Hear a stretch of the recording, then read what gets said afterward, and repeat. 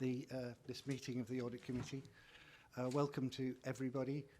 Can we just start with apologies for absence, please? Chair, I've received no apologies. Good.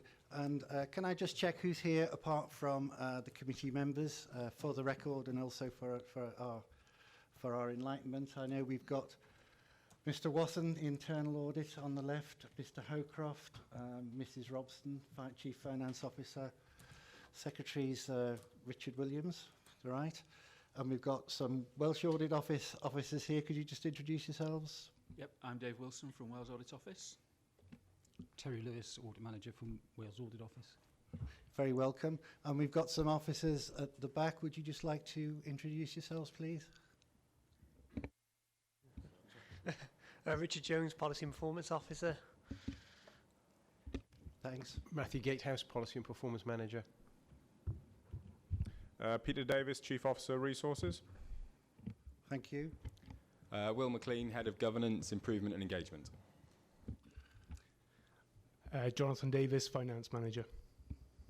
Right, thanks for that. And we've got two... Councillor Smith, just observing, sir. Yes, as usual, Councillor Smith, yes. And we've got two members of staff from Internal Audit in the public gallery, and they're just here to watch proceedings. Right, thank you. Declarations of interest, as usual, unless you want to say something now, we'll take those as we go through the agenda. Public open forum, we have no members of the public present in the gallery, so no, we'll just move on to the next item. To confirm the minutes of the previous meeting, does there anyone have any comments or observations on the minutes of the last meeting? Prepared to move them, Chairman. Thank you. So we'll accept the minutes as a true record. Thank you very much. So let's move on to the action list from our last meeting, which was, I think, on the 26th of May. The first one, internal audit, progress report on unsatisfactory and unsound audit opinions to be presented to the committee on a 6-monthly cycle. I think this is just now a statement of internal audit's routine procedures, is it not? That's right, Chairman. It'll be picked up in our 6-monthly cycle, reporting back to Audit Committee on unsatisfactory audit opinions. If we haven't made progress by then, we'll certainly be giving the Audit Committee an update of where we are. Thank you. Next item about the Audit Committee annual report. I did present this to the full council on the 16th of June. I thought the leader of the council was very positive in his appreciation of the work of the committee. I thought that was a good thing, and that has now been done. On to the next item. The Audit Committee Chairman did send a letter in response to a member of the public, as we agreed at the last meeting. Now, you will have all received emails from, at least members will have received emails from Councillor Eason wanting to ask some further questions about these matters. I'd just like to say that I do prefer motions of this nature to be given on notice so that people have a chance to see what the case is before we meet together to discuss the issues.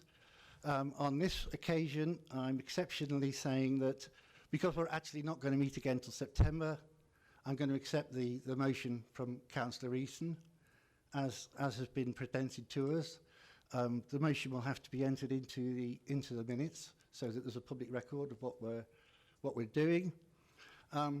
So I think the normal procedure would be to ask Councillor Eason just to say why he proposes this motion. Yeah, thank you, Chair. Thank you for accepting the late motion. It was on the weekend that you contacted me.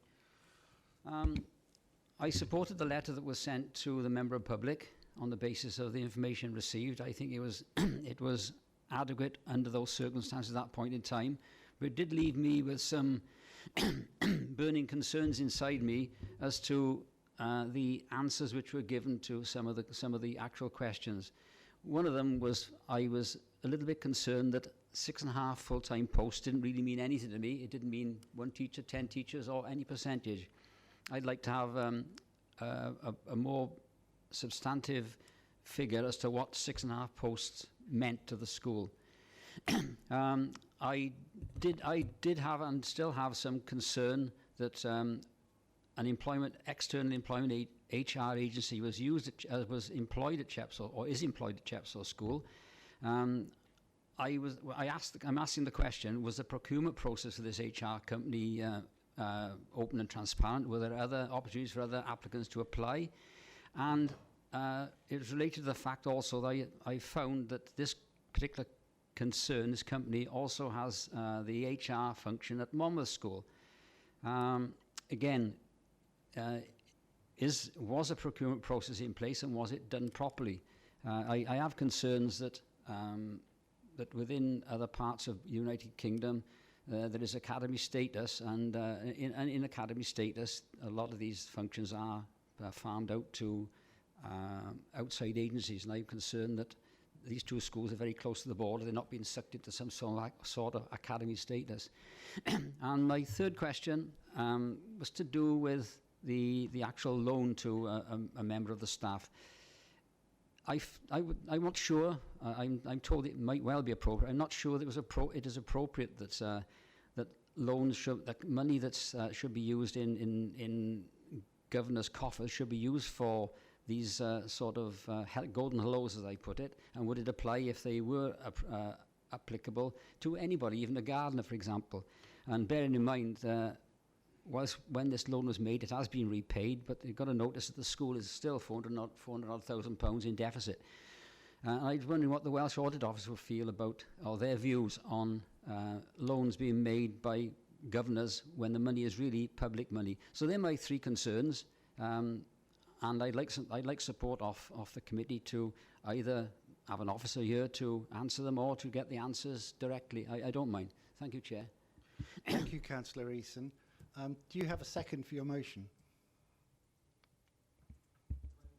Councillor Petrini seconded the motion.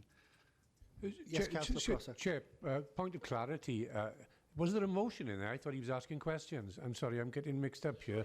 Could you rephrase the motion for me, please? Yeah, I'll read it. I'm sorry, I was explaining the motion. The motion was, I propose that in the light of my concerns raised below, which I've just explained, I'm sorry, that the Audit Committee invite the responsible officer to provide a response to these queries at a future meeting of this committee. Sorry, John. Yes, Councillor Murphy. Yes, thank you, Chair. I thought all of this had been covered before, but if Tony wants further explanations, then fine. Liz Hackett-Payne and myself have called in the new business manager, the chair of governors, the temporary business manager who was a member of staff, and a couple of others from Chepstow School. We're meeting within the next 7 or 8 days, I think.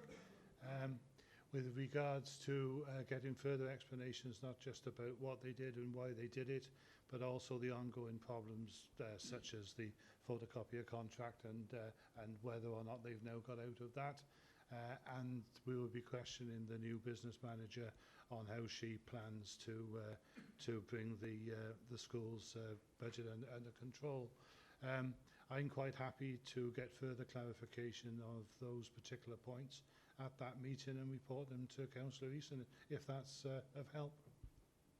It may very well be of help. I think the next stage I was going to see, is there a majority feeling here to support Councillor Eason's motion? Can I see people indicating for, please? Just put your hands up if you're in favour of his motion.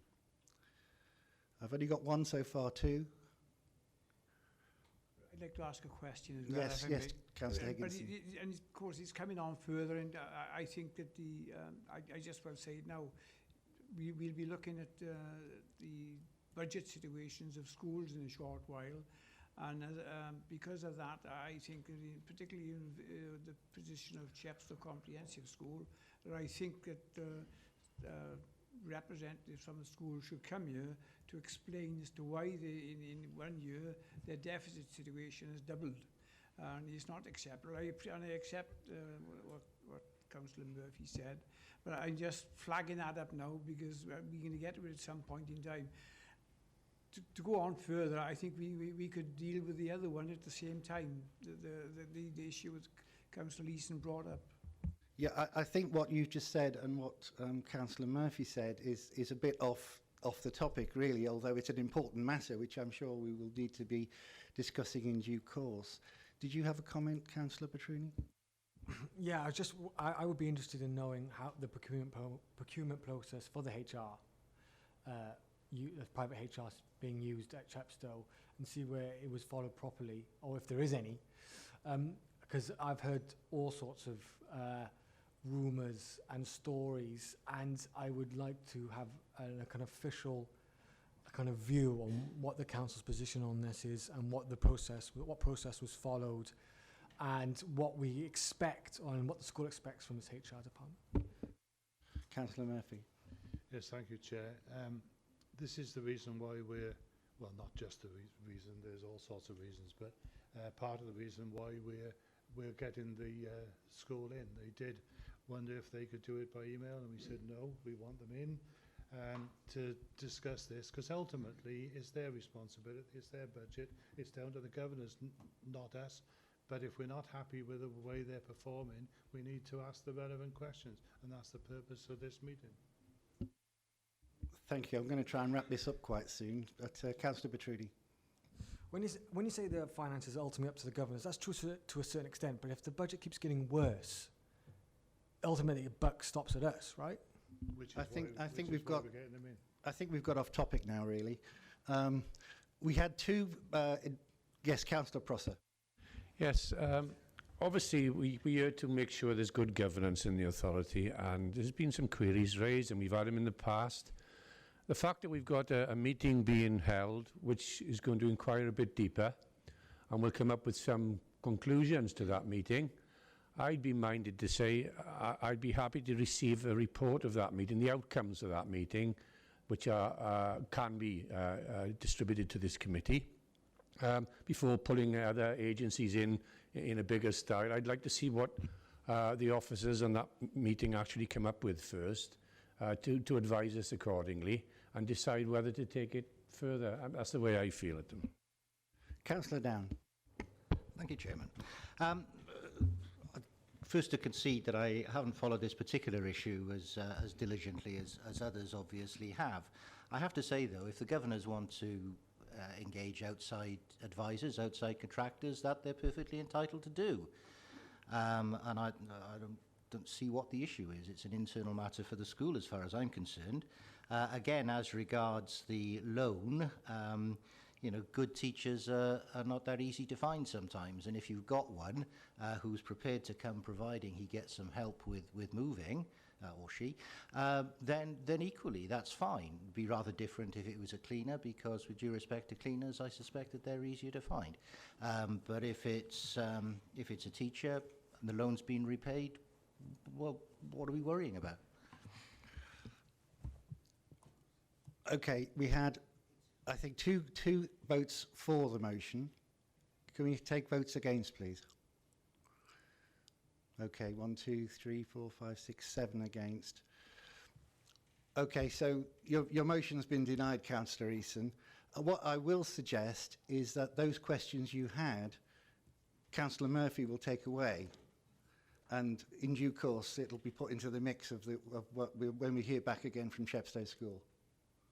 Yes, thank you, Chair. I think that sounds the right route to take. At least the questions are posed, and they will get, I hope, an obvious answer. My concern and answer to Councillor Down was that I'm not in a position to decide whether people should have a loan or not. I was asking the question of whether all the repairment processes were in place.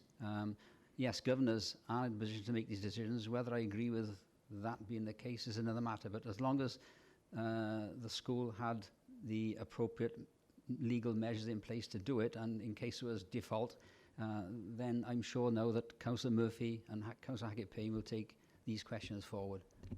Right, we're going to leave it there then. Thank you very much, everybody. So we're still talking about actions from the last meeting. The final one I've got is the annual governance statement. It was agreed by Head of Internal Audit, that he would incorporate a summary into the annual government statement. That's now part of the accounts. Mr. Watson. Okay, thank you, Chairman. Yeah, I've on the recommendation of Audit Committee, I've incorporated a summary to the annual governance statement and fed that into the finance team. Unfortunately, for whatever reason, it hasn't found its way onto the draft set of accounts. So I will send a separate summary through to all members of the Audit Committee in the next couple of days. Thank you. Yes, I think I was the one that might have initiated that, and Mr. Worthen did sort of give me a glance of his work, and I was quite happy with that, so hopefully we'll get there in the end. Thank you. So now we're going to move on to the Treasury Outturn Report, and I'm going to ask Mr. Howcroft to introduce the paper, please.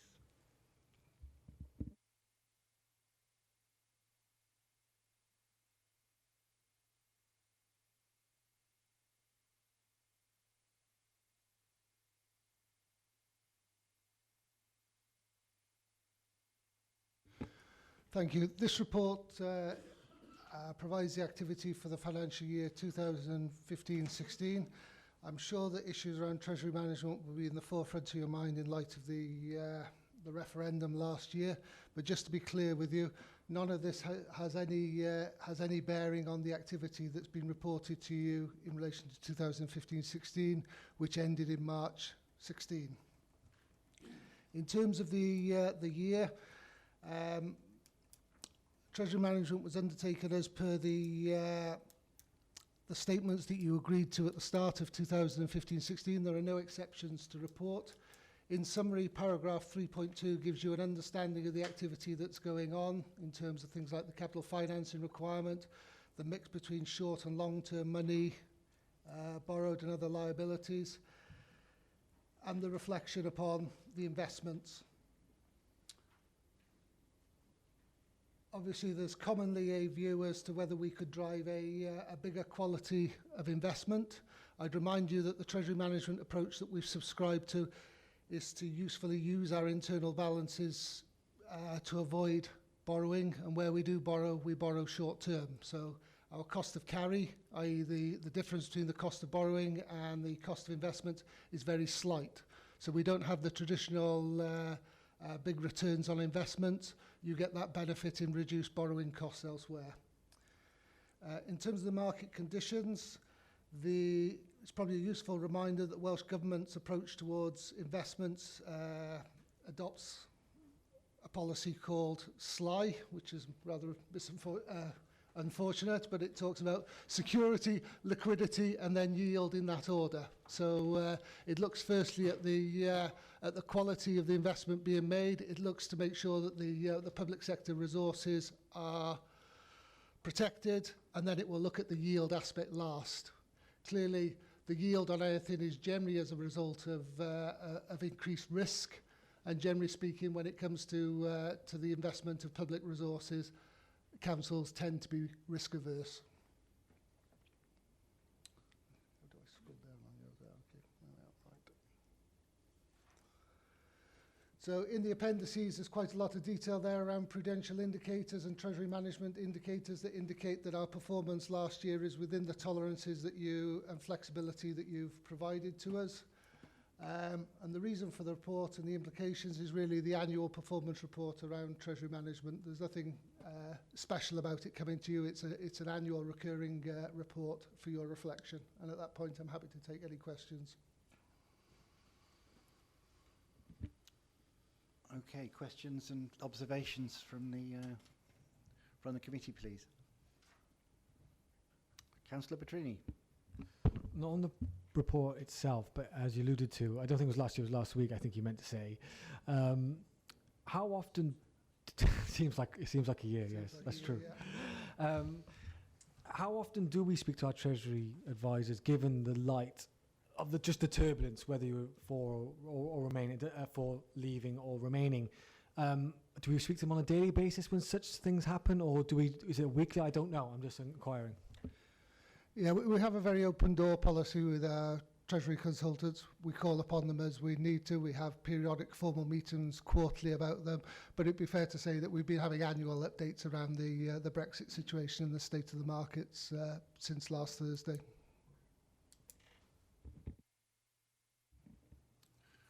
Does anyone else have any points or queries they wish to raise? Yes, Councillor. Following what just been said, and the question that Councillor Petroni put, I notice in paragraph on page 9 that various investments have AAA, AA investment, and I presume this is now under some sort of pressure at the moment after Brexit. The sovereign rate for the UK generally has dropped one bracket. When we had a look at this recently, it's not, because of the investments we've set ourselves a target in investing in, they're not ones that have generally had that individual reduction. And the advice is that even with those reductions, that actually Ireland Close, our Treasury advisors, would be happy with a continued investment in those companies, not exceeding 4 years. Well, our investment strategy is far more shorter term than that. So,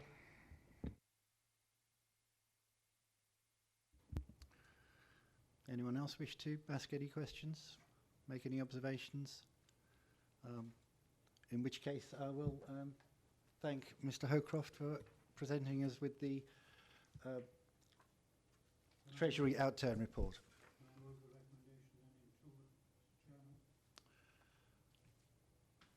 Sorry, you're moving a... Yeah, can I move the recommendation? Yes, yes. Accept the Treasury Management Yes. report. We've got a second there from Councillor Higginson. Thank you, everybody.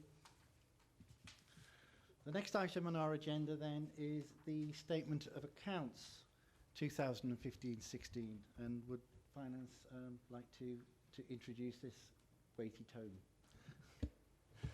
me again, I'm afraid. Firstly, I have a bit of an apology to make towards the committee. I did do a summary which is included in the Appendix A to give you a condensed version of the year's activities. Unfortunately, in my haste to do so, I neglected to change one or two of the pie chart narratives. So even though the figures included in it are accurate, if you were to add up the pie charts, you will get a £500,000 difference. So I hope that's not been too confusing to you. The statement of accounts process now, we're at the stage where we've passed over the draft statement of accounts that's included here to WAO, and they will now start with a process that will culminate in September with hopefully another unqualified set of accounts. In terms of the information that's available to us, normally you would also have Monmouthshire Farms Endowment Trust and Llanelli Hill Social Welfare Centre accounts in terms of trust. Just the nature of those committee dates means that they haven't fallen this year in a fashion that those are available yet, but they will be available to the auditors through that process, and they will be available to the audit committee at the September juncture when the final accounts is brought before you for consideration and forward endorsement to council. It's a fairly weighty tome. The big difference between that and the management accounts that members might be more familiar with is that it has a lot more emphasis on things like balance sheet entries, revaluations, impairments, provision of depreciation, which isn't included in the management account information. It follows a very similar format to previous years if you've developed a familiarity with that account format. Probably the only big changes around some of the note 16s around the officers or emoluments, where we've tried to amalgamate and make those a bit shorter, given the fact that that's commonly a focus for attention by the auditors alongside things like asset management and any variations in cost between this year and last year. Probably the best thing to do is to see whether there are any detailed questions that I can help in terms of any understandings from the statement of accounts. Okay, so over to the meeting. Councillor Easton. Thank you, Chair. I got two questions. The first comes from the foreword, the introduction to the accounts, and one is to speak to Mr. Wathen particularly that the last 2 years you've been undermanned. You've now got a full complement of staff. You didn't achieve, clearly because of the staff shortages in 2 years ago and a little less last year. When do you believe, with your full complement of staff, that you can be on top of there must be some backlog somewhere? And the second question, before we get into the full audit report, is 3518 on my page 16. It's to do with ModGov. It says here that the ModGov system has been implemented, but I'm of the belief that at the moment it's not working properly. Perhaps we could have some report based on that, because ModGov gives us direct access to confidential papers if you've got a password to get in there. I think I'm the only councillor with a password. Well, there was a question there to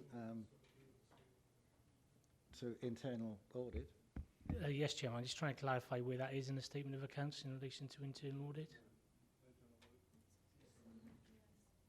It's in part of the annual governance statement, is it, Councillor? The internal audit team didn't have a full complement of staff, etc. You've now got a full complement of staff, and how confident you'll get on top of everything? There must be a backlog somewhere. Okay, thanks. That's within the annual governance statement, which has come to Audit Committee previously then. Yeah, we have got a full complement of staff now. We are working towards our agreed audit plan, which the Audit Committee agreed, and we will be reporting back on a quarterly basis in terms of our performance and the opinions which we issue in line with our audit plan. So all being well, we are on track now to complete the audit plan as agreed. I don't know whether Will can answer the second one. Yep, there's a second question. Yes, thank you, Chair. Happy to pick up on that. With regards to ModGov, Councillor Easton is right that about the password, but all members have that password. All members have always had that password. The issue is the type of technology they're trying to access the papers off. So if you're accessing the papers off a laptop, then you should be able to access those no problems at all, just simply using your normal login and password, and that's how that works. It's simply about the type of technology that people are using, and we're working to overcome that specific issue at the moment, and that will be resolved. And there will be further additions to the ModGov programme over the summer months. Thank you. Right, anyone else have any comments and observations? Councillor Petrini. Councillor, can you turn on your microphone? Further on, there's a WA report on financial resilience, and it talks about the insurance reserve fund. But in the statement of accounts, it's on page 60 electronically, so it's all the list of the reserves. Are they referring to the insurance and risk management reserve? And if so, if I've read the paragraph right in the WAO report, they're sort of querying that it's a bit high. Have I read that right? And if it's sort of financial speak saying that basically going to look into it, or can I have some clarification on that? And secondly, page 92 of the report, and so I'm clearing my electronically 92 liabilities. CMC squared, £122,000 is our liability from CMC squared. Is that right?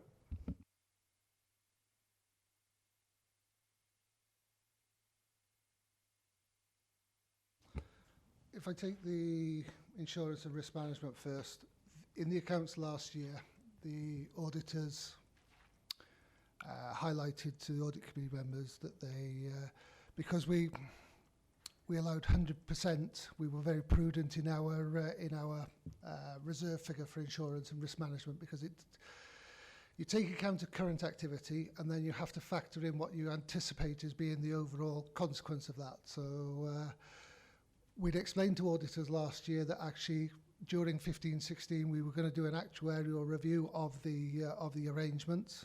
We have done that review of the arrangements, and you may recall that in the outturn report this year we decided to redirect money from the insurance and risk management reserve to afford replenishment collectively to the redundancy reserve, investor redesign and IT reserve alongside the surplus for the year. So that's why that when you look in that table, that last year had a balance at 2015 of 2.2 million. This year, when you look at it, the balance against insurance and risk management is 1.2 million. And you can see further down those transfers to reserves being the £1 million to redundancy, IT transformation and investor redesign, which are probably the three big areas that are under pressure in terms of facilitating change financially within the council. Can I just check which paragraph are we on? Page 60 electronically, Chairman. I don't know if I've got the same numbering as you. It's paragraph 10.4, transfer to and from earmarked reserves. So in the numbering at the bottom of the PDF, it would be page 60.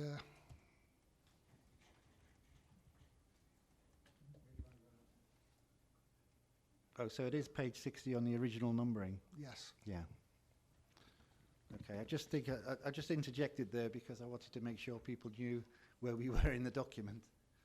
I'm just trying to locate the liability. 94. Okay.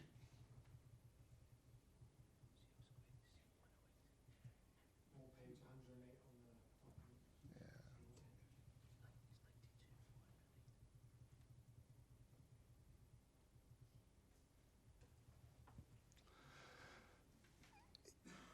Yeah. It will be the same level as last year unless the accountant involved has actually squared away that provision. So whilst CMC squared still remains an active concern, you may recall last year that the council cabinet approved 140,000 to because it has to guarantee its overdraft.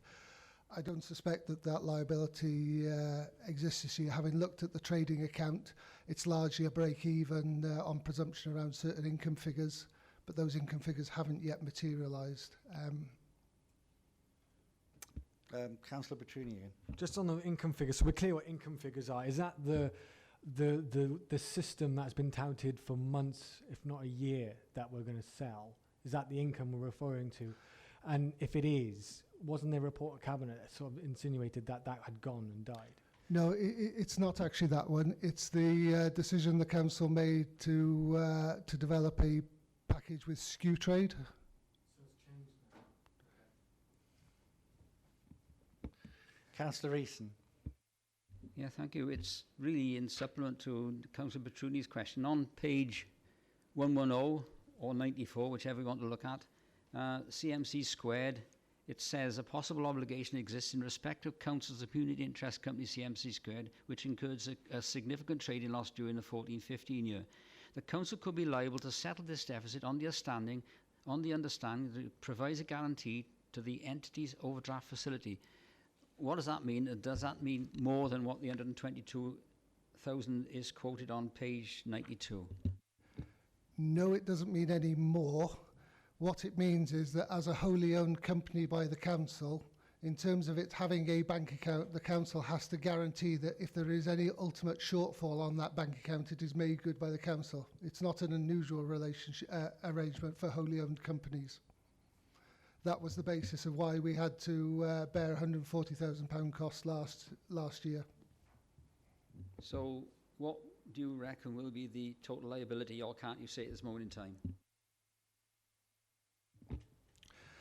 It's actually, I think it's actually a contingent liability. When I look at the accounts are pretty much self-balancing for the year. But as I explained to Councillor Petruni, that requires us to physically have some invoices paid that are presumed in the account. At the moment, there is a prudent decision that we may end up bankrolling the overdraft facility, and that's why it's remained a contingent liability.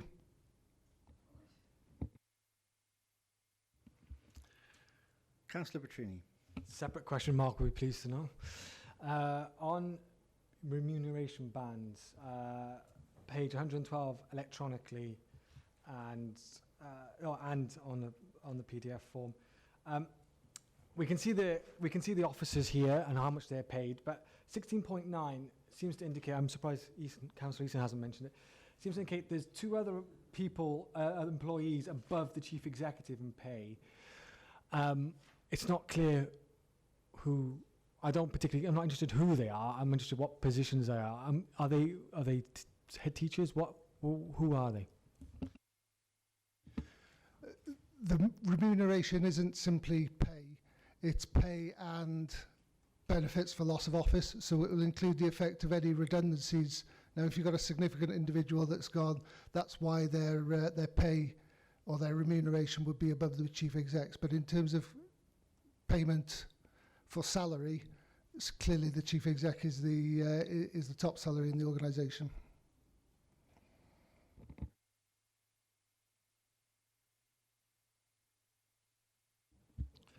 Are there any other questions or observations from members of the committee, please? Well, in that... I'm going to go back to... Yes, Councillor, can you press your loudspeaker? Yeah, if I can find it. The problem is, Mr. Chairman, is that the numbering system in these particular documents, it's chaotic. You know, you're getting two numbers all the time.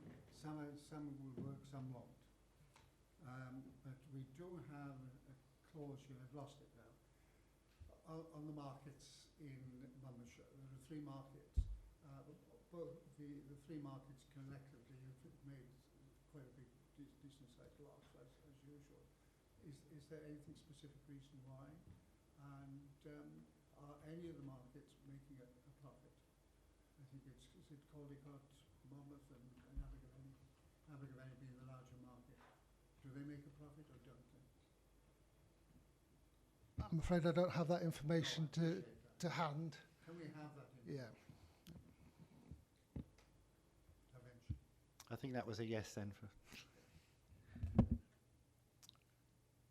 Any other comments or observations? Yes, Councillor Down.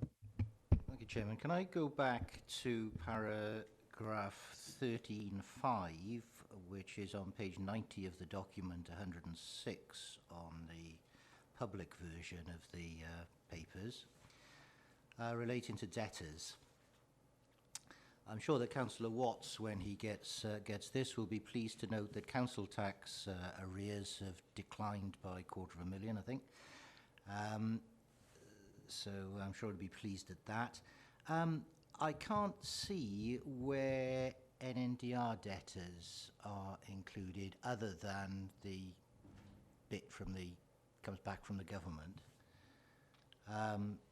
And since they stand at 3.2 million, can someone tell me a little bit more about corporate sundry debtors, please? What sort of things might they be?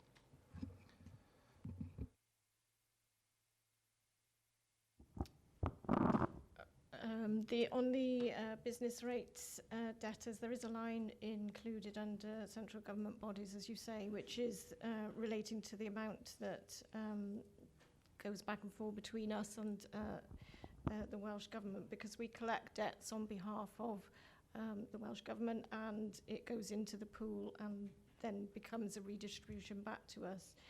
In terms of corporate sundry debts, that includes all manner of things where we raise income from services. So where we're charging our farm units rent or industrial units rent, they would be raised as sundry debts, and we'd collect the income going through that. So if I can just follow that up. So the NNDR account, that's the bills that we sent out, albeit on behalf of the Welsh Government, and then collect from businesses, that doesn't appear in the accounts at any point. It's only when the redistribution comes back. Am I right in understanding that? Okay. So does that mean that, well, let me put it another way. How do we reflect the debts that may be due, I suppose, in the first instance to the council, in the accounts? Or don't we? The money on business rates is due to Welsh Government. We're just the agency collecting it on their behalf. So But it's if not a- due to the council as If a such. business doesn't pay, as I understand it, the council takes the action against the debtor, not the Welsh Government, isn't it? Yes, we do, we are acting as the agent on behalf of the Welsh Government, and we do collect the debts. So there must be at any given time a debtor figure for money which hasn't been collected from businesses. But that account would form a separate part from our accounts because we're an agent for the Welsh Government in terms of collecting it as a pooling arrangement. So we collect on behalf of Welsh Government, that's separate to our accounts, and it goes into Welsh Government and we get the money. Understand that, but shouldn't there at least be a memorandum account somewhere which says we need to collect the following money in order to pay it over to the Welsh Government before it comes back, if you follow? That is that debtor line in there. That is what we owe to Welsh Government. Sorry, it's not what we owed to Welsh Government, because that's a creditor, not a debtor.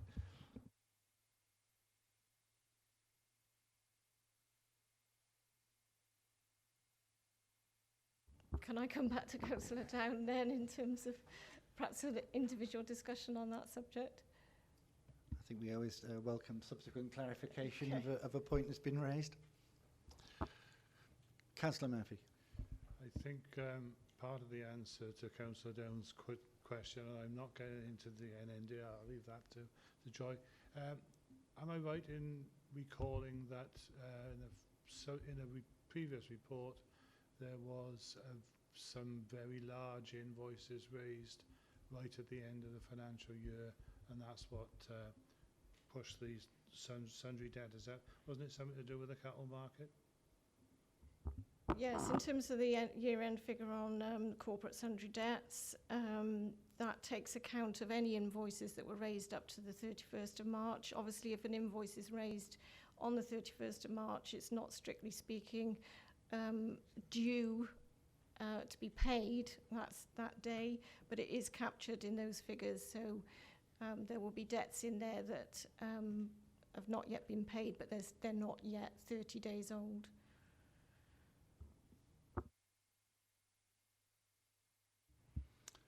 Okay, anything else on this, on the statement of accounts? Well, in that case, I just say that the committee notes the statement of accounts that have been passed on to the Welsh Audit Office for their perusal. I'm going to move on to the next item then, which is the review of earmarked reserves. Mrs. Robson.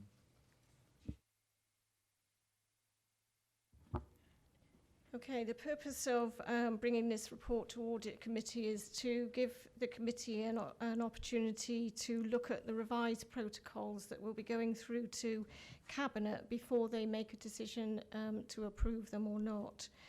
The report provides members with background on reserves and indicates that we last reviewed reserves in 2012. And since then, we have used our earmarked reserves at a faster pace than we expected, and the various main uses are outlined in 3.2. I think the need for a review is timely, given that, as I've just said, we've used them up faster than we expected, and there's been, over the 4 years, a 50% reduction, particularly in our earmarked reserves. We have less opportunity at the moment now to replenish reserves as budgets get tighter and tighter. And now that we've redistributed the insurance reserve, there are less opportunities to redistribute. I think we've done all the redistribution that we had opportunity to do. It's also timely in terms of the risk this poses in terms of restricting the flexibility the council has to move forward and facilitate any changes and overcoming the ongoing reduction in resources. We have a huge commitment in our capital programme towards future schools, and we need our earmarked reserves in particular to work harder for us. So the report provides some definitions around reserves and confirms our general reserve is within the parameters that we've set as a council. But the main focus of the report is, as I say, on earmarked reserves. And 310 provides some benchmarking data with other authorities, albeit it is 2014-15 data, but it does indicate that Monmouthshire is at the low end, even back in 2014.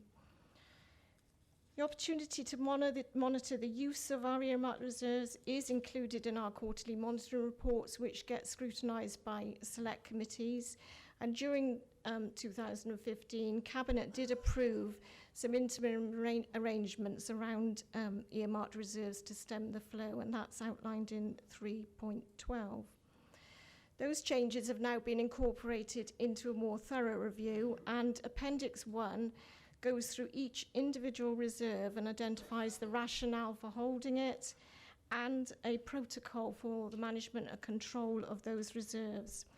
It confirms that earmarked reserves can be only used for one-off expenditure. There's a requirement for much clearer justification for the use of reserves, including the development of business cases. It seeks service officers to look first at using existing budgets rather than automatically looking for earmarked reserve usage. And it means that we will be able to assess with hindsight whether the reserves have been used to their best effect. This set of protocols then, what I would hope, would help stabilise our reserve position and take us forward into the future. One of the key indicators in most of those reserves, where they're going to be used to make savings through the budget, is that they're replenished from those savings as the first port of call. So hopefully that will stabilise our position and enable that flexibility to be maintained going forward to our next phase of our medium-term financial plan. Thank you, Chair. Thank you. Questions and observations? Councillor Murphy. Yeah, thank you, Chair. And I'm absolutely certain that it's the right thing to do to tighten up. The original arrangement was, as Joy said, that directorates would try, where possible, to cope with redundancies and whatever through their ordinary budgets and come to reserves at the last resort.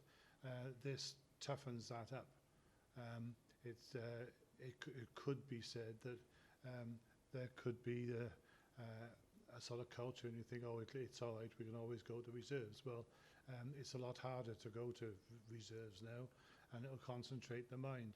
In terms of concentrating the mind, the position is always reported in the outturn reports, but it's right at the end. And I think it might be an idea if this committee had a report separately from that on a quarterly basis, so that we can keep an eye on it and see how effective the new arrangements are. So that's just a suggestion. I don't know what other members think. Well, on that issue, anyone have a view?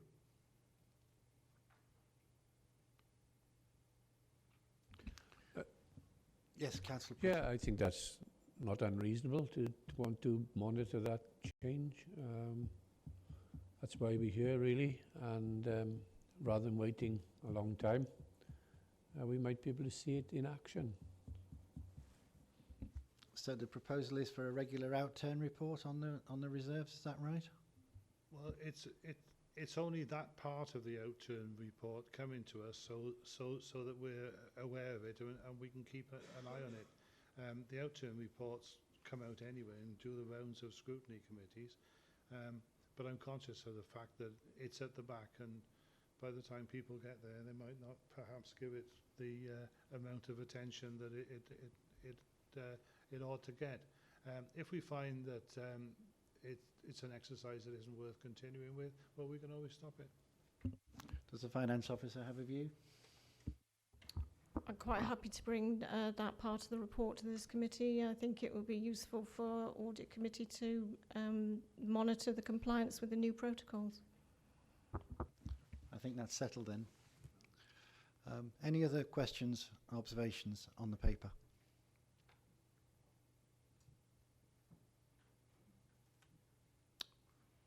No, well, I think it's already been said that this amounts to stricter protocols for the use of reserves. Do we now feel there's a clear prospect that the levels of these reserves will now stabilise at now stabilise at constant levels in real terms? The protocols, as I mentioned, certainly try to ensure that that happens going forward. Yes. Yes, Councillor Clark. As a point of interest, on page 161 and under election reserves, I see that we have a low figure currently.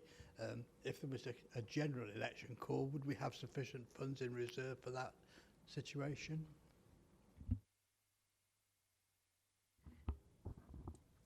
What normally happens with the election reserve is we make a contribution every year into the reserve, and then every cycle when we have a local election we use that reserve up. So I'm just trying to scroll through to see what the actual balance is on it, but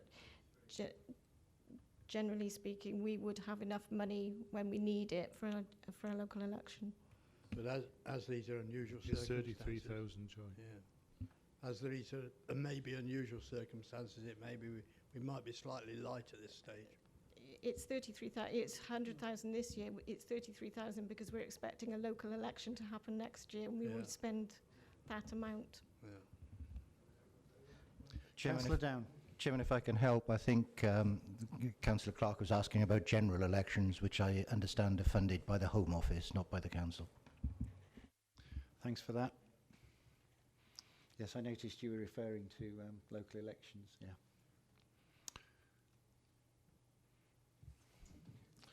In which case, I suggest we welcome the paper on earmarked reserves, and we'll move on to our next item, which is Internal Audit Section, Contract Procedure Rules and Exemptions. Mr. Wathen. Okay, thank you, Chairman. This is one of the regular reports I bring to Audit Committee. It's a 6-month update on our contract procedure rules exemptions. In terms of procurement throughout the authority, ideally we would like all officers to comply with our rules, our contract procedure rules, but we appreciate that in reality and in real life that those rules don't apply in all circumstances. Therefore, we have a process called exemptions, which officers can go through, and provided they provide an appropriate justification and get that process authorised by a senior officer, then they can almost bypass our contract procedure rules.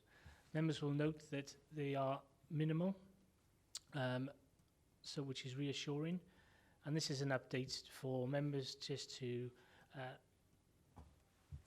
assure them, for me to provide assurance that things are working generally well. We don't have many issues in this respect, and there aren't many trends this time round. This report relates to the previous 6 months. If I could take members to paragraph 5.3, which is a summary table of all exemptions we've received since we've started reporting into Audit Committee. For the last period, for the last 6-month period, which is the bottom line figure, there were 15 exemption requests. And then taking members through to para 6, of those 15 requests, 4 were not returned to internal audit, so we weren't able to identify whether they were authorised appropriately. I have chased the officers' concerns, and 2 of those have come in since I've done the chasing, and they were appropriately authorised, so they're just 2 outstanding for me to follow up, which I will do and report back to Audit Committee in due course. Of the exemption forms that were returned, 10 out of the 11 were appropriately authorised. The one that wasn't is noted below, which is exemption form 193. I've subsequently spoken to the officer involved and the chief officer, and it was a blip in the system, really. It related to an education purchase and procurement, and there was a misunderstanding in that a senior officer had been tasked with providing the exemption form through to internal audit. Unfortunately, that person went on the sick, and there was an assumption that the form would come through to us. So we followed that up. The chief officer has informed me of the the reason and the justification of why the form didn't come through, but I'm happy that it was appropriately authorised and the Chief Education Officer was aware of that particular expenditure item. So, in terms of summary, there are no major issues, Chairman, no major trends. There is a summary of the number of exemptions we've got authorised to date within the report, and within the appendix that details the actual exemptions that have come through. So I'm happy to take any questions on that. Over to the meeting. I don't Councillor have any Higgins. questions, Mr. Chairman. It's just that I think it's an improvement on where we've been over, in recent times, if I put it that way. And I'm prepared to move the recommendations, but there doesn't seem to be much appetite to comment on it other than that. As I say, it's much better than what we saw some time ago. So I prepared to move the recommendations. Thanks for that. Councillor Petrini. Just so I'm right, have we, well, it's good we're spending European money. 194, have we spent 10 grand on a Welsh-speaking chef and compere for Eisteddfod? If that's what it says in the exemption form, then yes. The exemption forms come through to me. The officer has to justify that expenditure to a more senior officer, and if the senior officer is happy with that expenditure, then that can go ahead.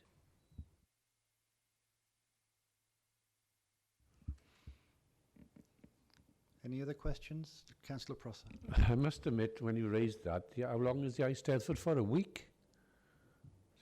Does that saying that somebody's getting paid £10,000 for 1 week's work? You know, Chairman, I think if members have got some concerns, I can go back to the officer who asked for the exemption and seek some clarification on that. Always welcome, yes. Councillor Murphy. Yeah, thank you, Chair. There was a comment in there that some senior managers may still not understand what the rules are. Have we done anything about enlightening them? Thank you, Chairman. Not to date, but I am planning during 16-17 to work with the procurement team to roll out some training and raise awareness. Councillor Down.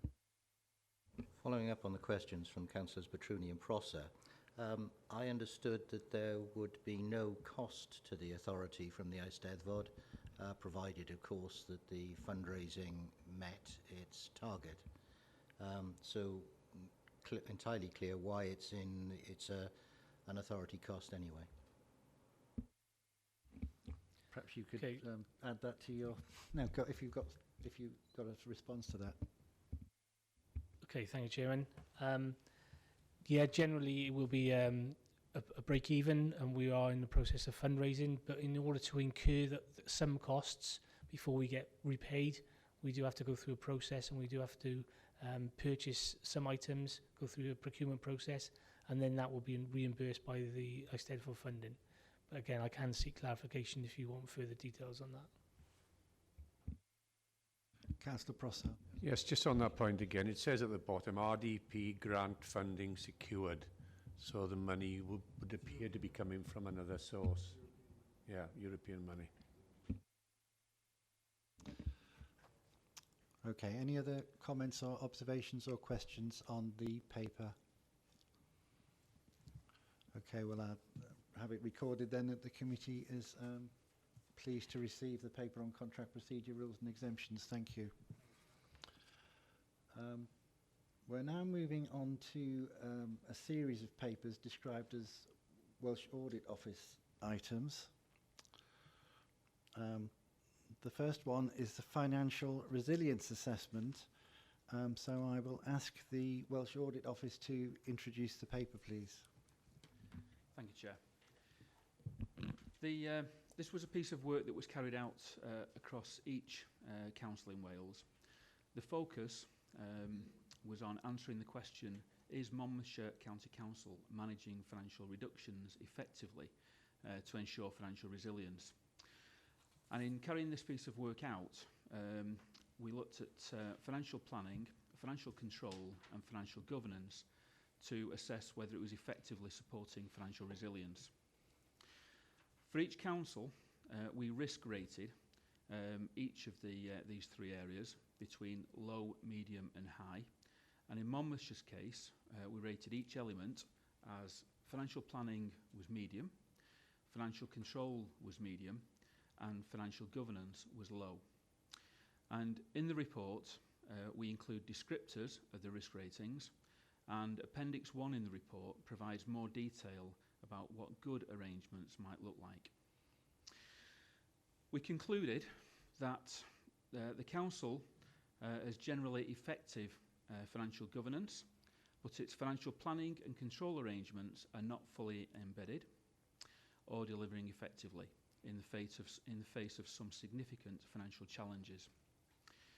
In respect to the three themes that I referred to a moment ago, financial planning, we concluded that the Council's financial planning arrangements continue to improve, although the medium-term financial plan was not fully balanced. Some budget mandates did not define how savings would be achieved, and some planned savings were unlikely to deliver. In terms of financial control, the Council has established financial control arrangements, but the Council was uncertain whether it would remain within its 2015-16 revenue budget due to pressures in social services and non-delivery of parts of the savings plan.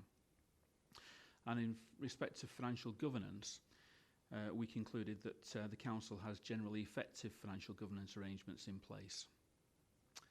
I think the report sets out the findings within each of those three categories, so I'm happy to take questions, Chair.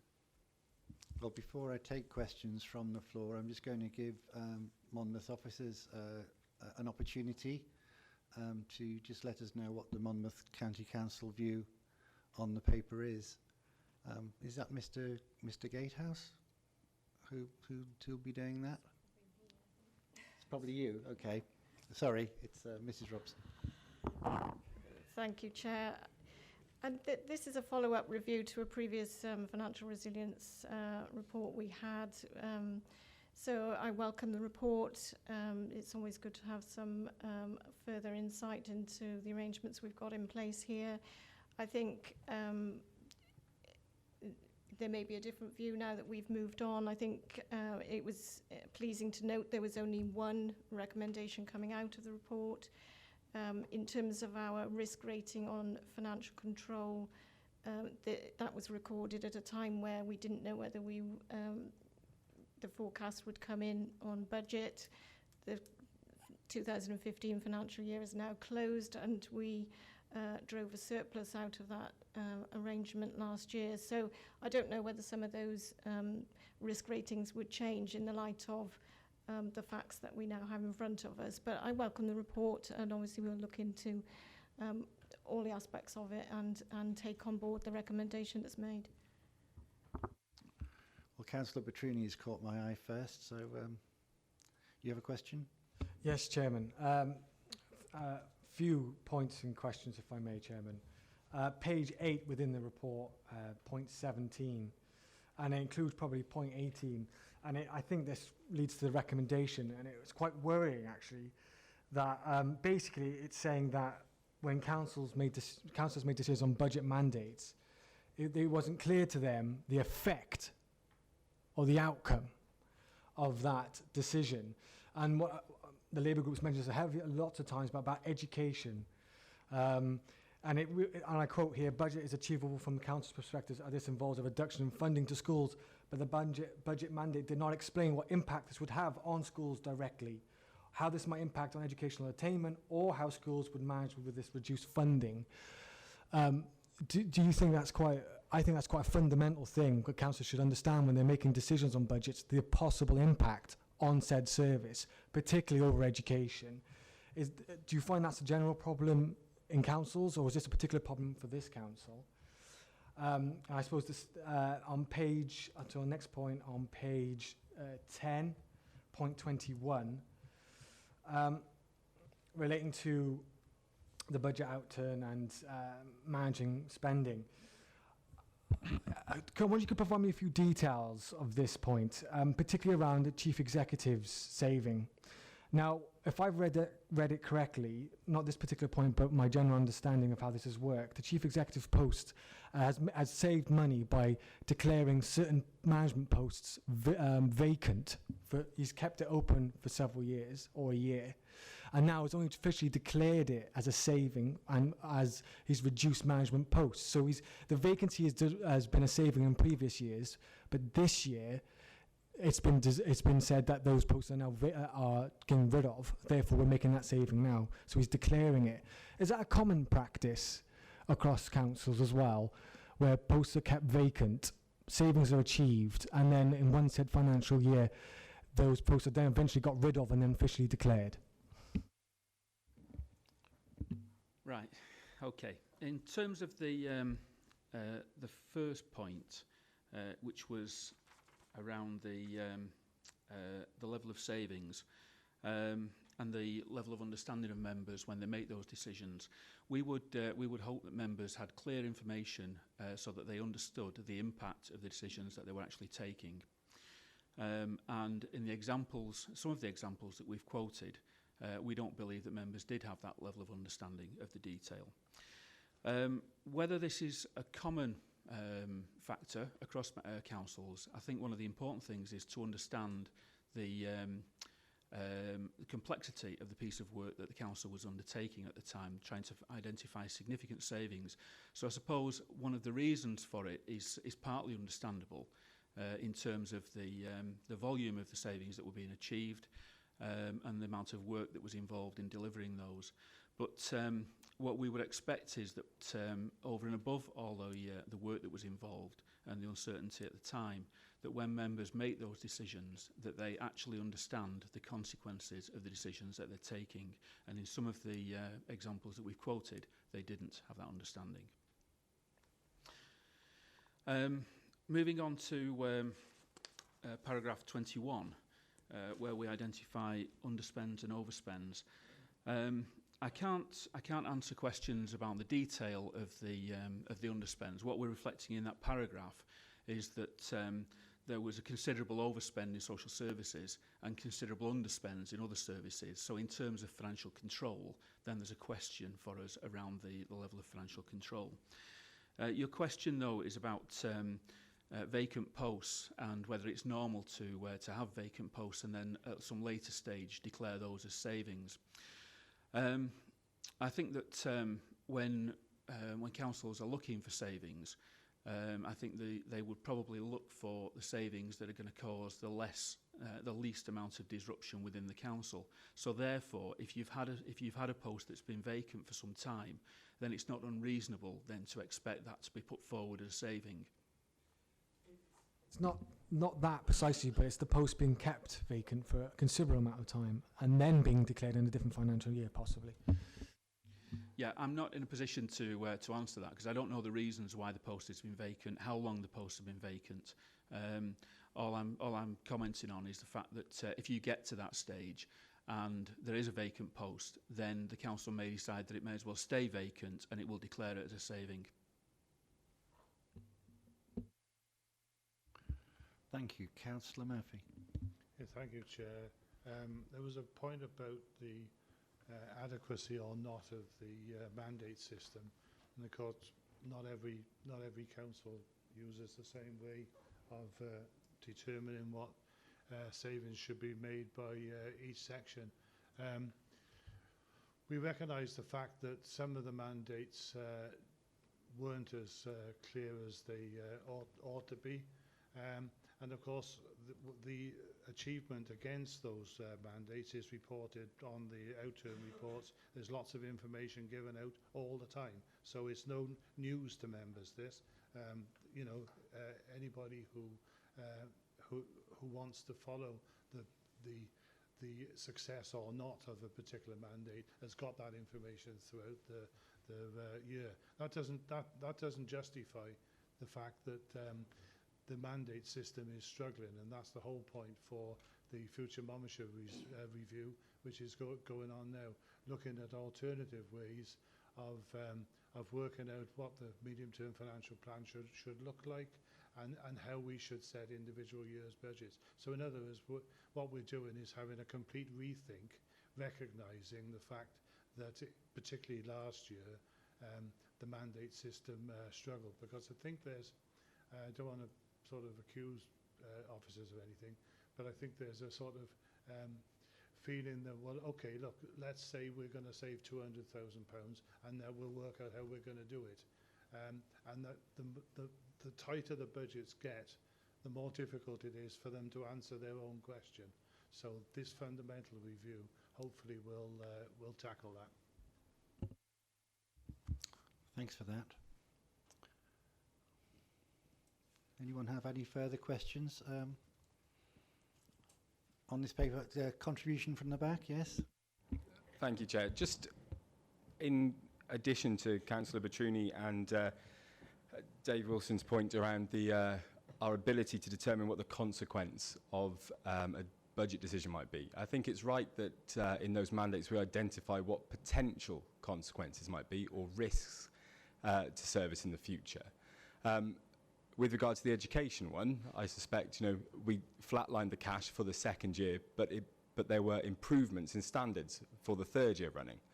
So sometimes it would be wrong for us to try and speculate what the consequence of something might be without fully understanding. So I think it would be right for officers to highlight potential risks upstream, but it's not always possible to categorically state what consequences will be. Thank you. Well, if there are no further questions, then to the Welsh Audit Office on the financial resilience assessment, the committee will note that report, and we'll move on to the next item, which is the Governance Corporate Assessment Follow-on Review, which I think is another paper for the Welsh Audit Office. If you would like to introduce it, please. Thank you, Chair. First of all, I'd like to start with an apology. I'd like to draw your attention to an error on the front cover of the report, and apologise for this. We refer to Monmouthshire as a county borough council, and of course it's a county council. So apologies for that. We have amended the report, and we will be sending a revised version through, but we weren't able to let you have a version before this committee. So please accept my apologies for that. This review was a follow-on from the corporate assessment in 2015, where we made two proposals for improvement around the minuting of meetings being agreed at the next suitable meeting, and that the Council should review its policy of not formally minuting Cabinet meetings. We also reviewed the progress that the Council has made following our national report in June 2013, good scrutiny, good question, which the Council has been addressing through its Scrutiny Services Plan 2013-16. Our review included a review of documents, interviews with officers and members, meeting observations through your live streaming and YouTube recordings, and a review of key records on the Council's website. What we concluded is that the Council has made progress in improving its governance arrangements, although more work is needed to strengthen the transparency of decision-making and recording. And we reached this conclusion because the Council reports on its progress in dealing with external recommendations, although it does not always challenge whether the actions it is taking are sufficiently focused and measurable. The Council has taken action to ensure prompt sign-off of committee minutes, but could further improve transparency and ease of access to records. The Council has taken action to improve the quality of information to members, but reporting is not always sufficiently clear and relevant to support robust decision-making or challenge. And the Council is improving its scrutiny function and intends to further improve the support to scrutiny to enable better outcomes. The report contains examples of what we found in the various sections and how this information has been used to support our conclusions. So I'm happy to take questions, Chair. Okay, can I again start by asking if if Monmouthshire officers have got a commentary on the paper. Yeah. Thank you, Chair. Just to say, we sort of welcome the report.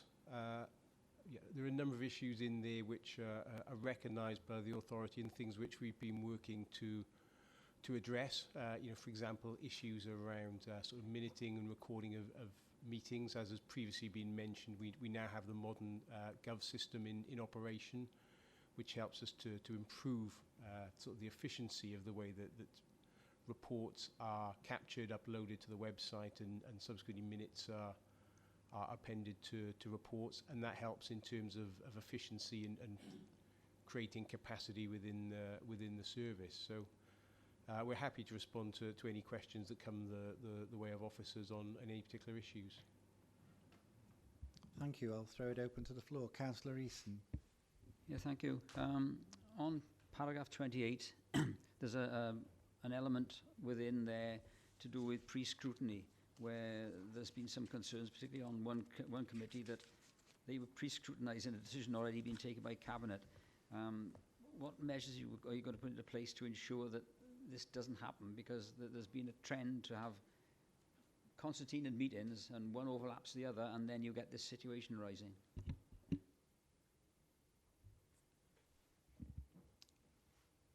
you have a response to that?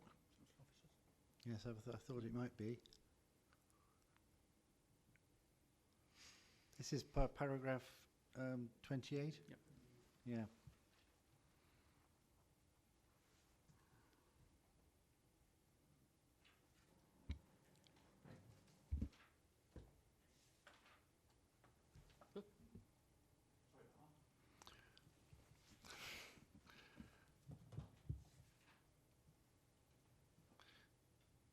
I mean, were you saying, Councillor, that the complexities of the meetings of the various committees were such that this issue wasn't addressed properly? Is that right?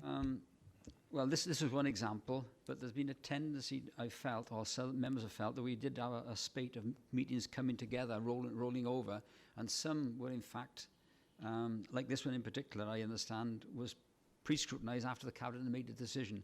And it was, what I'm wondering is what our officers are going to put into place to try and ensure that these link in properly without this overlapping and causing pre-scrutiny to be lost, you might say. Well, I think that's for officers to take away and consider, isn't it? Unless you want to make an immediate response.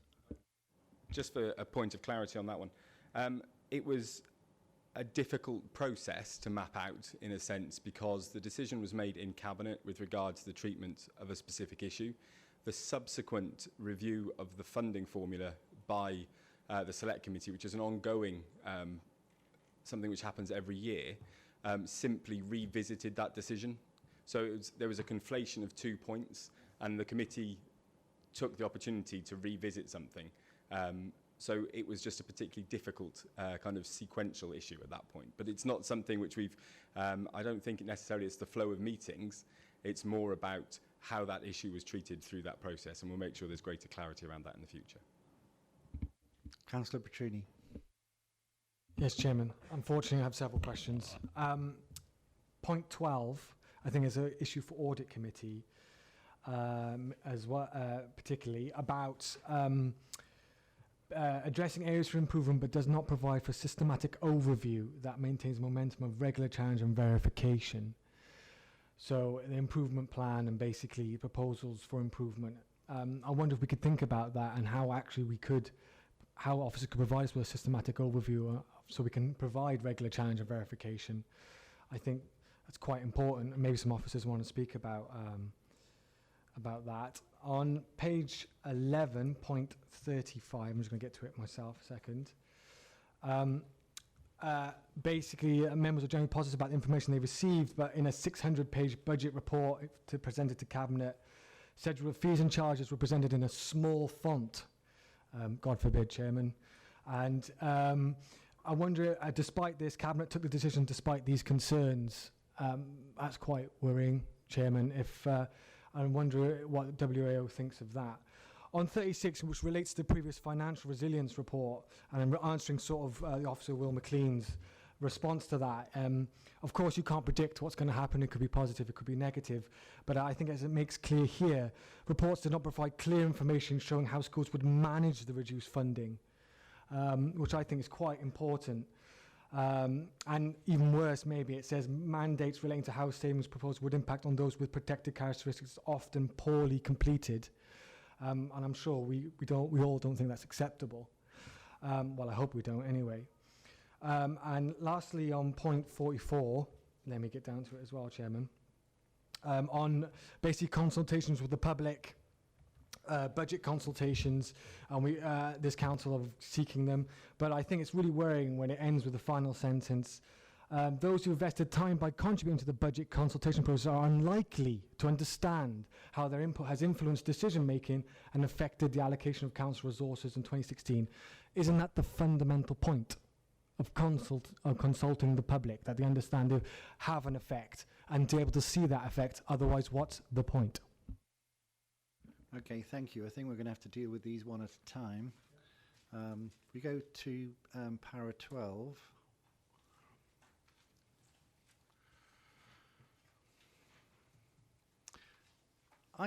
It seems to me that quite often papers on recommendations and progress against recommendations do come to the audit committee. You don't, you're not satisfied with that. Is it because you don't think it's systematic enough? Chair, the point we're making is that papers do come, reports do come here presenting progress, which is positive. The only question that we're raising here is that given the gaps that you can see between the reports of March 2013, February 2014, September 2014 and December 2015, whether members feel that they can maintain the challenge and that when they've challenged at one committee, whether they can then maintain that challenge when it's sort of 6 months or even 12 months further down the line, whether that continues the level of challenge and reporting from officers in the way that recommendations and proposals for improvement are being acted upon. Thank you. Yeah, it does. It doesn't seem to be a systematic item for the audit committee at all, and I'd invite officers to think about that. I think I would back it if we could get something more systematic. Yes. Perhaps, Chair, I mean, I'm not sure about questioning whether it's systematic or not. It might not be with the frequency, but there's clearly regularity in the way that we are bringing those proposals for improvement back to the committee. We're just discussing here if the committee would value that we brought them back on a more regular basis, perhaps on a 6-monthly cycle, then that's something which we could look to do.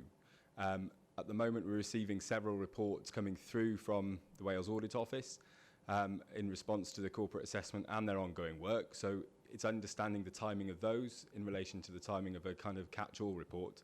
But obviously, we want to make sure that there's transparency about what the regulators are saying and how we're responding to that. But if a 6-monthly reporting cycle would be beneficial, then we could look to move to that. Sounds like that's where we're going. You're not happy, Councillor?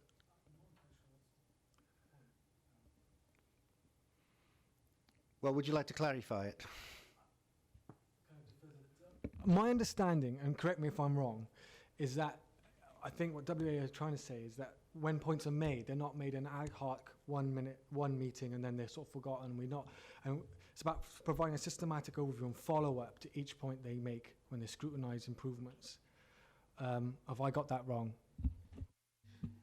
Yes, Chair. The point we're making is that it's not for us to say whether 6 monthly is the right frequency or not. It's the question from us is how do members ensure that they maintain the scrutiny? Sorry, perhaps scrutiny is the wrong word, but the monitor, the implementation of actions to ensure that that issues are being addressed. So it's a challenge to the council really. What we're saying is that the frequency as it stands at the moment doesn't give, we don't believe it gives members sufficient opportunity to maintain that challenge. So therefore we're putting it over to the council to challenge you as to how you can improve that and make sure that that actions are monitored and that there is that frequency, exactly as Will described, that there is that frequency that enables you to make sure that actions are taken. Well, it seems something a bit more systematic is being suggested. So perhaps you can just take that on board as a recommendation, Mr. McLean. Thank you. The next item you raised was, Councillor Bertruni, was about para 35.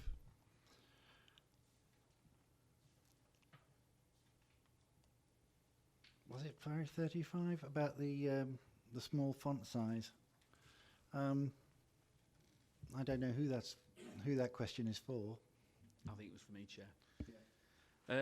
I think your question, Councillor, was whether we had a view as to whether the size of the font on this particular occasion was acceptable or not. It comes back again to the point that I raised last time, which was that it's about, do members have the information that they need in order to make the decisions? And it seemed clear from watching that meeting that members couldn't read the fees and charges schedule, and therefore they didn't know what was in it. So therefore, when it was approved, did they have the information that they needed to be able to make that decision? I think there's a general lesson to be learned there, that when papers are produced, that they should be in a clear and readable format. Councillor Prosser. Yes, I think it's a lesson that we are learning slowly and improving. I mean, obviously, attention to detail. And when presenting things, you've got to say to yourself, if I was sitting there, would I understand it? You know, that's the whole ethos of it. So, and gradually we're getting there, and I'm sure the officers will give us a good recommendation. They're going to try and improve the way that is presented. But there's fair comment, fair criticism, and we take it on board, I would say, and improve. We are making steady improvements all the time. Councillor Murphy. I think I'm right in saying, Chair, I'm not sure if it was this example or not, but there was if it wasn't, it was a very similar one, where when we were looking at it in pre-cabinet, prior to the actual thing, we actually called for blown up versions of everything and had a look at it then. I've got a feeling it was this one, but I couldn't swear to that. But we don't, it might appear in this meeting, but when we're going through the cabinet agenda, if there's something we can't see, then officers would produce a blown up version, so at least we can see what it is. But I can't say it was specifically this item, but I can point to circumstances where that has happened. Thank you. Councillor Down. Surely, Chairman, that comes back to the issue of transparency, doesn't it? If Cabinet members are seeing things in private behind closed doors, and that is not available to the public, then that seems to me to be a deficiency. I'd like to ask also whether there has been any progress in implementing minutes of Cabinet meetings. This has been a problem, well, since the Cabinet system was set up in, what, about 2002, I think, where decision notices are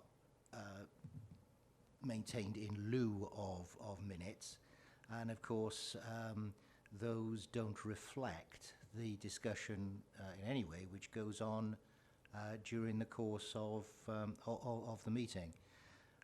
Things are said which we're later told, oh, that was decided in Cabinet. Well, it's not in the decision notice, and therefore we don't know about it. So I would hope that some progress is being made on that, but would like to ask whether it is.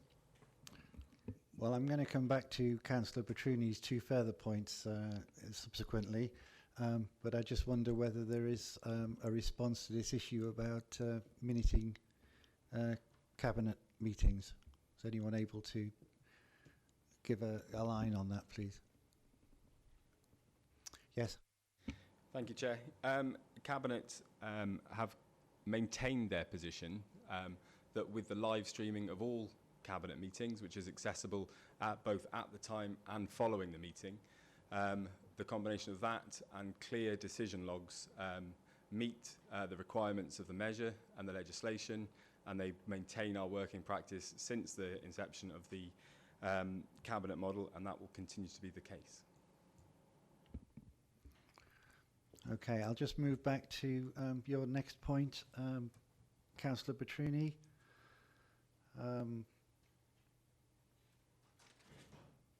This is about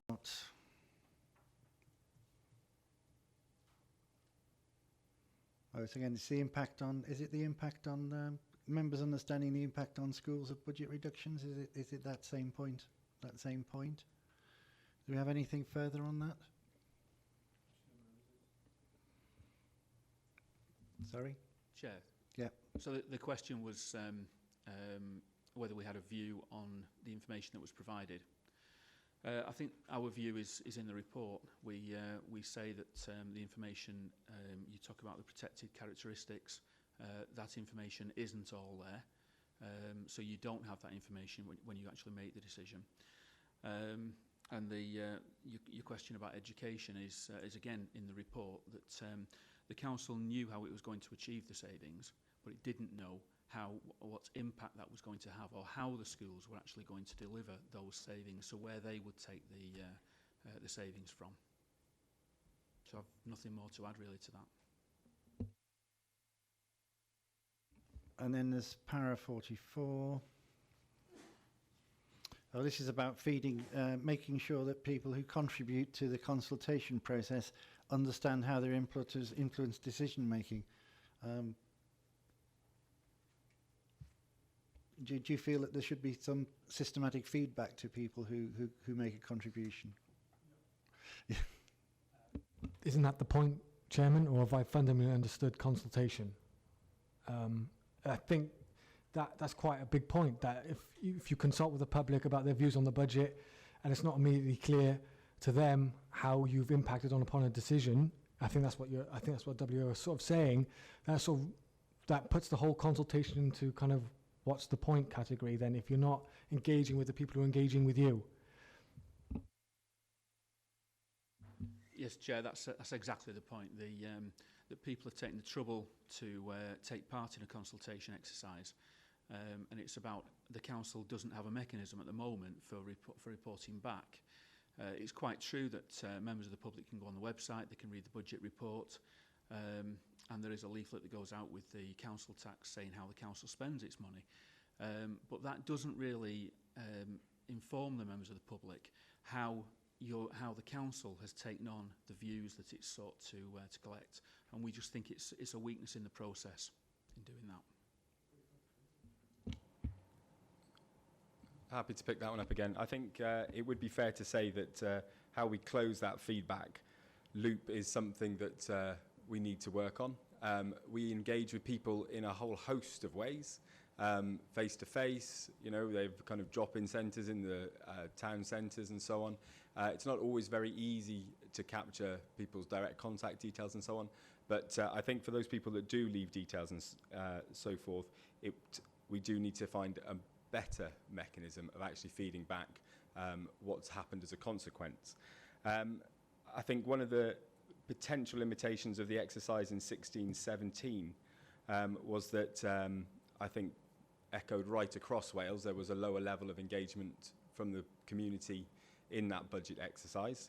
And on top of that, the decisions that had been put forward as proposals in the mandate process had been designed by officers in the main to protect the frontline services. So there was very little impacting on frontline services, and that can diminish those areas which the public wish to come back on.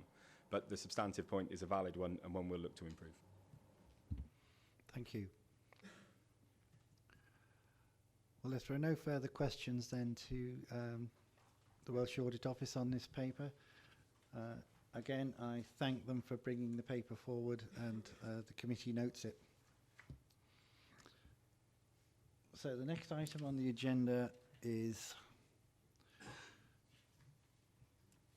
well, the detailed heading I've got is the Stage 2 Improvement Plan 2014-15 Certificate and Feedback from Wales Audit Office, but this is a Monmouth County Council paper, so I'll ask Monmouth officers to introduce it.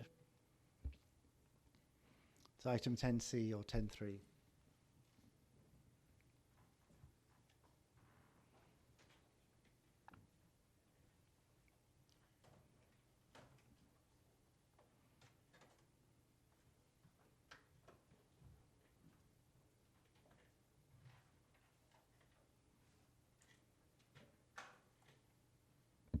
Great. Thank you, Chair. Good afternoon, members. Yes, I think we wanted to provide the cover report to give you a bit of context of how we use the information provided. But obviously, the feedback is provided by David Wilson and his team, so offer the opportunity for David to run through maybe some more of the detail, but I'll just give a little bit of the context about how we use it. So this is an assessment of our performance in 2014-15, through which we issued a certificate and a more attached to Appendix 1 and a more detailed feedback presentation attached to Appendix 2. And we discharge our duty in our Stage 2 improvement plan each year. So this certificate and feedback relates to our improvement plan for 2014-15 that was published in October 2015 and also came to Council in September 2015. I think you can see we use these feedbacks to inform our planning. We've used the feedback from the previous improvement plan to inform the 2014-15 assessment of performance, and I think the presentation shows that we've made some strengthening, some improvements in that process. However, there's still some further improvements we can make. I think particularly looking at how the ease of access and ease of use of that information for people. And obviously then going forward now, we're due in the autumn to come back to Council with an assessment of performance in 2015-16.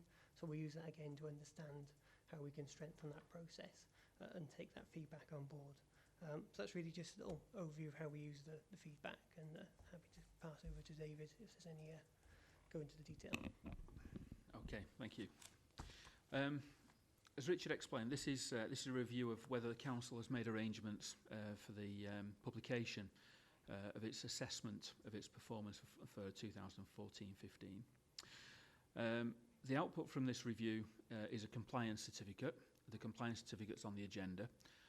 So that's all that we're required to provide to the council, and in that certificate we've confirmed that they've met the requirements of the measure. For the last 2 years, we've summarised our findings on the basis that we've done the work to find out whether you've complied. So we thought it would be useful, and I think the council finds it useful, to get some feedback on its assessment of performance. I'm not going to go through all the presentation. It's there for people to read.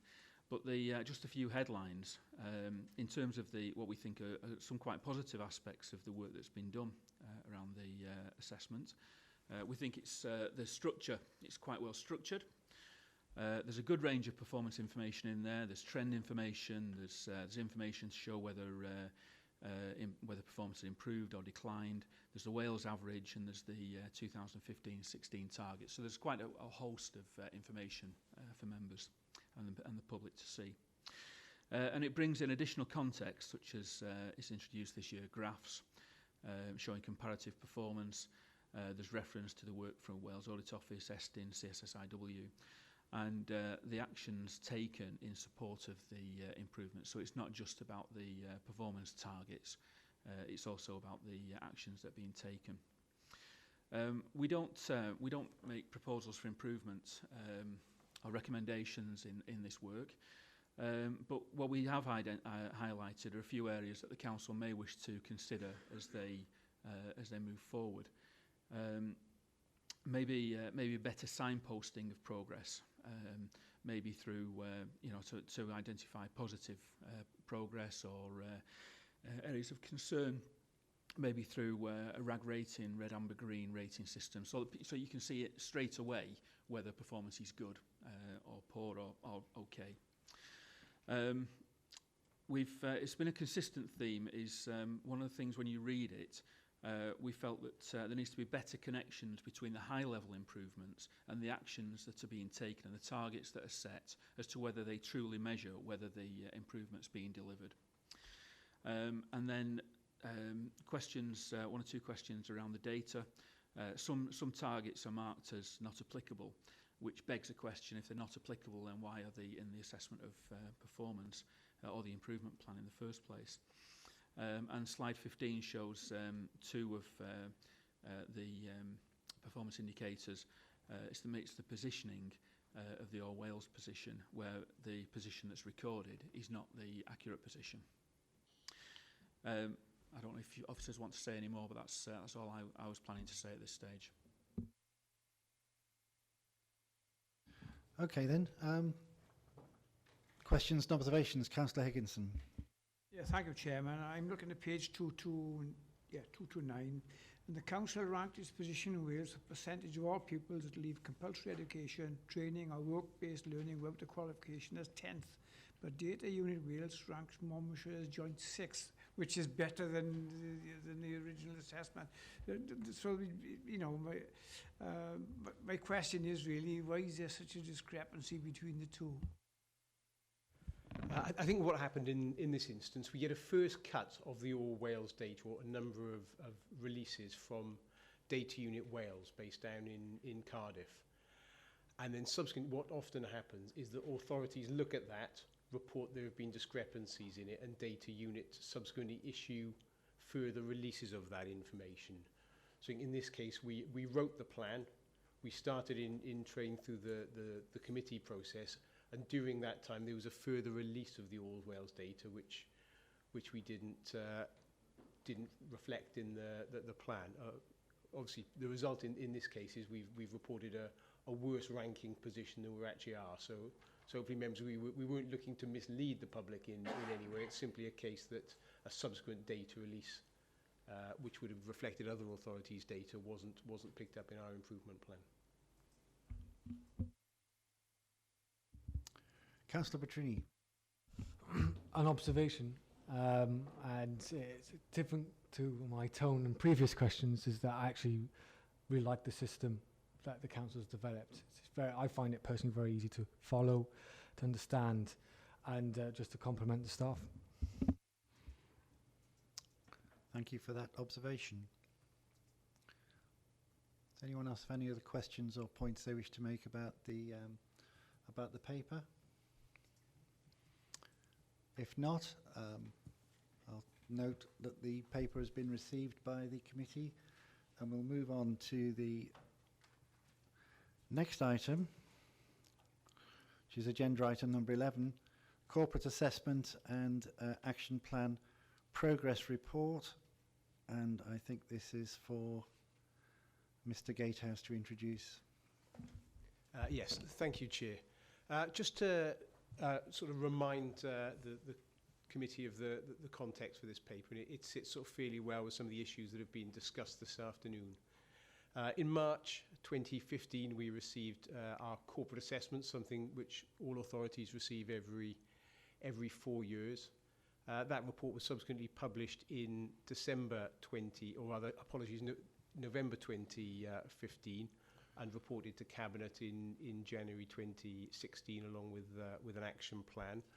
What we're doing here is bringing forward to committee a progress report against that action plan, so that you can see the progress that's being made against those actions. So there were 9 what are termed proposals for improvement in the corporate assessment. So there are sort of 4 different levels of recommendation which Wales Audit Office can make. You know, at the most extreme end, sort of ministerial intervention, investigation, statutory recommendation, and the lowest tier being the proposals for improvement. So that's what we were looking at. So they're across a range of issues, ensuring that the values of the organisation are embedded in the workforce, improvements in strategic planning, ensuring that check-in, check-out or staff appraisal is embedded in the organisation, some work around identifying savings, improving the performance management arrangements broadly, but also an issue around what was at that time the local service board. So what you have before you today is a progress indication against those.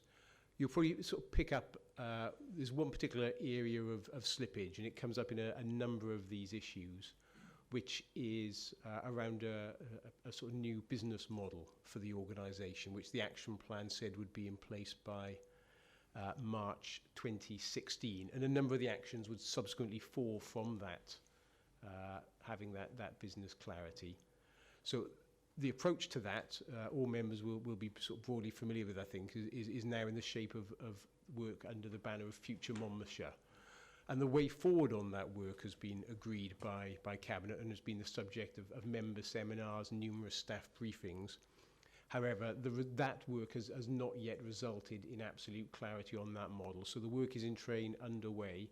So you will see some slippage in the reporting of progress against the subsequent action in relation to that. So that's the key issue where we've deviated from the reported action plans.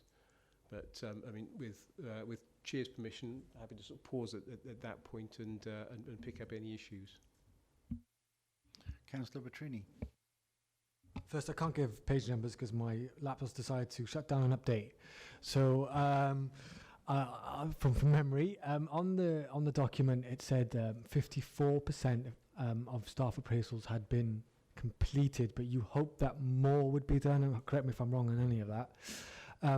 How much more do you hope to be done? Surely we want to get 100% or close to. And the reason why I mention this, because I'm WA will probably correct me, but in a couple of years ago, WA raised concerns about staff appraisals, particularly at the higher end of management, and that appraisals basically weren't happening. And I'm just wondering progress on that and the general target of staff appraisals. And lastly, on the local service board and assessing its impact, I suppose is the best way of clarifying it, is I know it mentions a transition to the PSB board, but I don't think it mentions anywhere there that the council set up a select committee to scrutinise the PSB board and assess its effectiveness in a sense. I think that's our total job. If it is cited in there, I do apologise, I can't check now, but surely that should be mentioned. Yes, thanks. So if I can just sort of pick up on the first point, and colleagues may wish to come in at any point there. In terms of the check-in, check-out process, absolutely right. And I would say if you were to sort of walk the floors of County Hall, Mega, or any of our buildings and ask that question of staff, have you had that one-to-one, that appraisal with your manager? The answer would generally be yes. And certainly I know from talking to colleagues here that's the case. There has been an issue with the recording system to capture that information. It's a point in time. Obviously, the expectation is at the very least staff have had that appraisal in the previous 12 months. Some work is underway with colleagues in the People Services team who are actually looking to improve the system of recording around that. I think in terms of expectations, clearly the expectation is that all staff, or certainly all relevant staff, some staff groups handle in a slightly different way. There is group supervision for certain professions, sort of frontline home care, some of the street scene and waste operatives that have group supervision. But yes, the aspiration is for all staff to have that check-in, check-out. In terms of the LSB, now the Public Service Board, yes, I think that probably isn't reflected in the progress report there. Clearly, there has now been a scrutiny committee set up to address scrutiny of the Public Service Board. I know they met earlier this week, as I myself was subject to questioning by that board. So that is up and running and operational, and will be more appropriately reflected in the next version of this action plan. Thanks for that. Any other comments and observations on the paper, please?